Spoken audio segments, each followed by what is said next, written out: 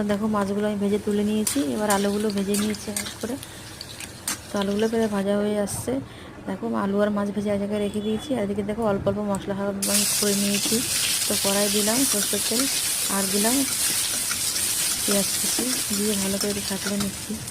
এবার দেবো সমস্ত মশলাগুলো পেস্ট করেছি, আদা রসুন আর টমেটো, এবার একদম সামান্য অল্প মশলা দিয়েছি। এবার একটু হালকা জল দিয়ে কষিয়ে নিচ্ছি, কারণ তেলটা অল্প দেওয়ার ইচ্ছা। তার মধ্যে দিয়ে দিলাম লঙ্কা গুঁড়ো, হলুদ গুঁড়ো, জিরে গুঁড়ো। এবার দিয়ে আর একটু ভালো করে নেড়ে চেড়ে কষিয়ে নেবো।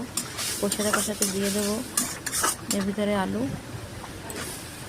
তো এবার ভাজা আলুগুলো এর ভিতরে দিয়ে দিলাম, দিয়ে ভালো করে কষাবো। তার আগে একটু লবণ দিয়ে দিলাম। ভালো করে সিদ্ধ হয়ে এসছে, কষানো প্রায় হয়ে গেলে এবার জল দিয়ে দিলাম। জল দেখো দেওয়ার পরে কিছুক্ষণ পরে দেখি ঝোলটা টকবক করে ফুটছে, আলুগুলো সিদ্ধ হয়ে আসছে। এবার দিয়ে দেবো ভেজে রাখা মাছগুলো। ভেজে রাখা মাছগুলো দিয়ে একটু নাড়িয়ে চাড়িয়ে নিয়ে গামা করে নিলাম।